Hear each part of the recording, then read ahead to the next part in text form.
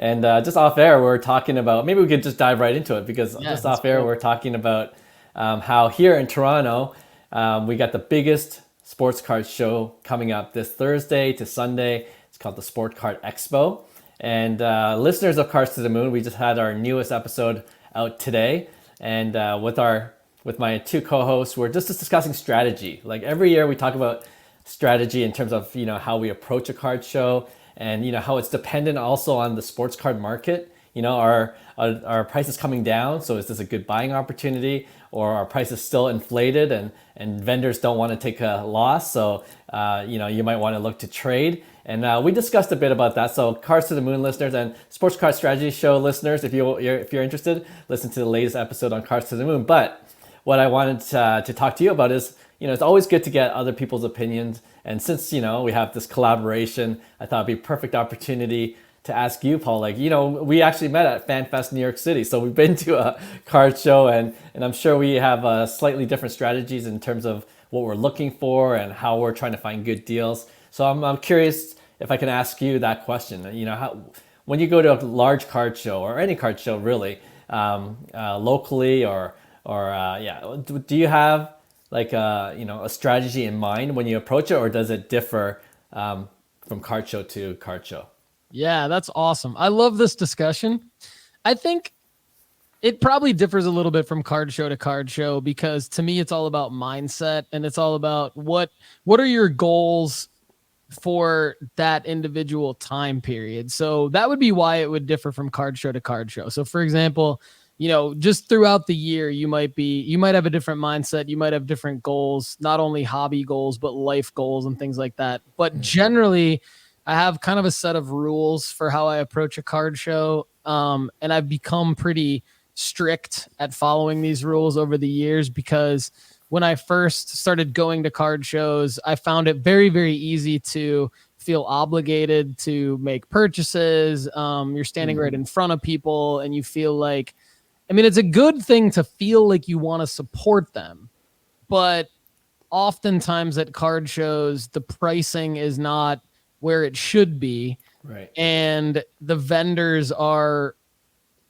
willing to play the game of negotiating with you. And I think that for the first time card show patron, it's important to realize that you shouldn't feel obligated to buy anything from anyone. You definitely are in a situation where there's a lot of there should be a lot of competition for your business, because you're literally in a room, especially at the Sports Card Expo, you're literally going to be in a room with like probably like, I'm guessing it's between 500 and 1,000 tables or something like that. Yep. Like, it's probably just a massive show. So consider it like a situation where people have to compete for your business.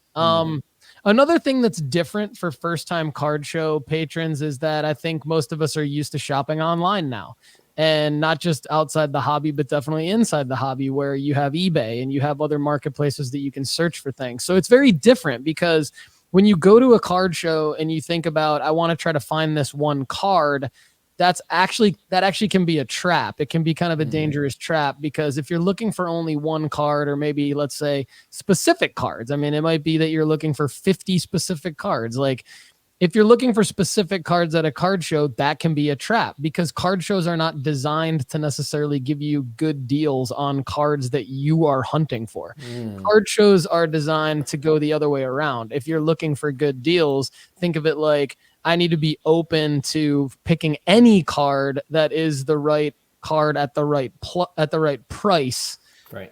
At the right time for the right player. So it's like, it's almost like this reverse engineering, like how you would normally shop on eBay. Instead of searching for a card, you should go into a card show searching for a deal.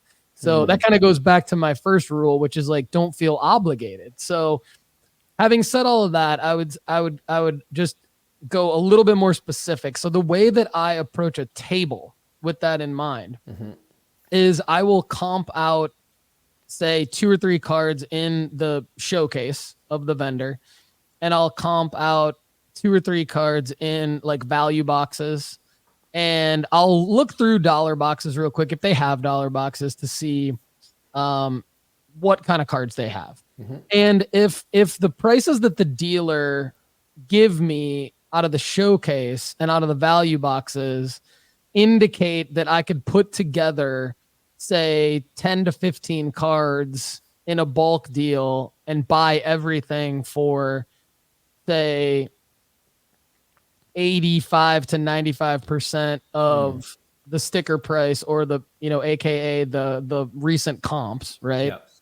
Then I think it's worth staying at that table and trying to put together a deal. And you should be able to do this in like 3 minutes. And so like you should, if you're like me and you're looking to make money flipping sports cards, this is the approach. I could see some listeners going, whoa, this is super intense. I just want to go and have a good time and like try to find cool cards. And if that's your thing, that's great too. But again, you should still do the negotiating part of it, because while it may seem like you might get a little bit of FOMO, like if you leave the table, they might sell the card. That's true.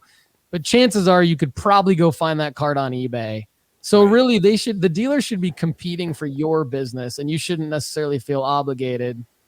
And then one other thing is, like, if you're setting up as a vendor, I think it's important to remember that you should price your cards to move, unless you're into, like, if you're a lot of vendors, I've actually, I have a lot of empathy for a lot of vendors that I've met at card shows over the last few years, because a lot of them were people who bought in to their inventory in 2021.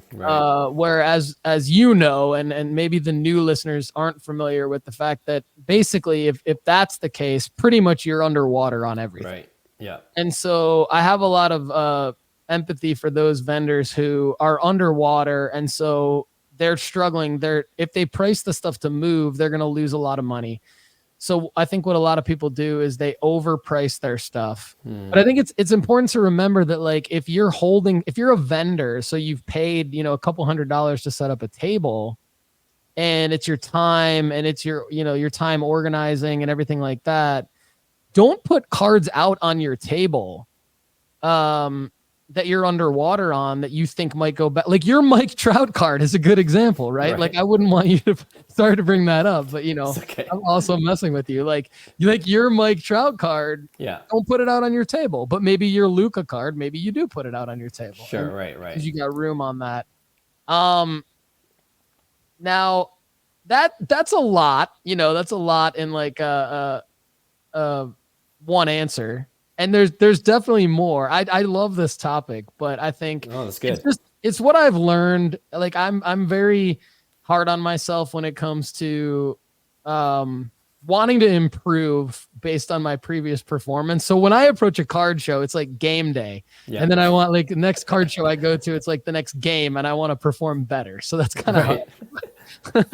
No, that's awesome. No, I appreciate those insights, and especially like what you said about, because I've fallen into that trap of looking for specific cards. And then when you do find those specific cards, you almost feel obligated to make a deal or overpay, because you're like, oh, I finally found this card in the sea of vendors and the sea of cards that are at these large card shows. So that's really good advice on trying to search for a deal. And one thing to add to that was, when you look at vendors, and you'll know certain comps of certain key cards, and that right away you could tell if this vendor's reasonable in terms of their pricing, right? Because if you find, we talked about the silver Prism Luka Doncic 2 weeks ago on our collaboration pod, and you already know how much it's going for right now in recent comps.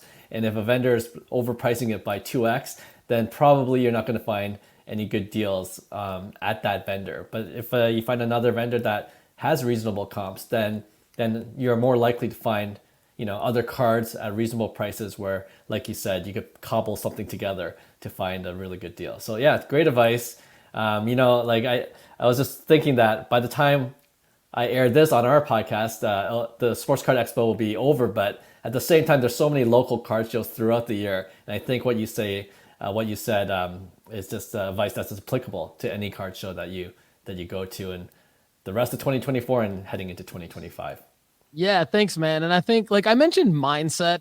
And I think what I mean by mindset is like, so you made me think of when you said, like, you search and you're looking for the one card and then you find it. Like, it's almost like not only do you feel obligated to make the deal with the dealer, but you also, at least I start to think about, well, I told my wife and my friends and my kids that I was coming here. They're all going to ask me, what did you get? They're going to be excited for me and all that. And so because I'm not necessarily the collector and I'm more of the flipper, I actually tell everyone around me when I'm going to a card show, more for myself than for everybody else. But I'll say things like, hey, look, I'm going to meet people, build new relationships, which is true.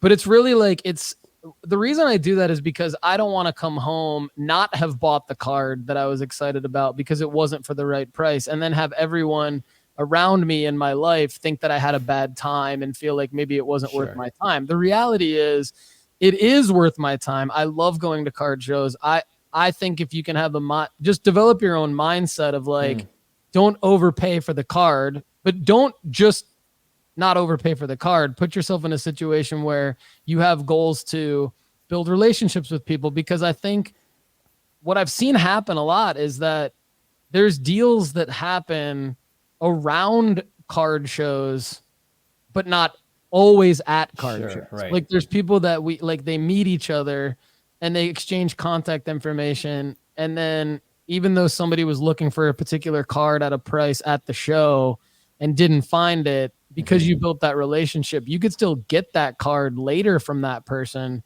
at the price you wanted, even though maybe it was overpriced at the show. And I think that can be just as fulfilling as going to the show. So I just encourage people, like, it's basically a way, like, take the pressure off of yourself when you attend the show and think of it more of as like a long game of, this is one thing that I'm doing to enjoy the hobby, meet people, build relationships, and then maybe there's some follow through later.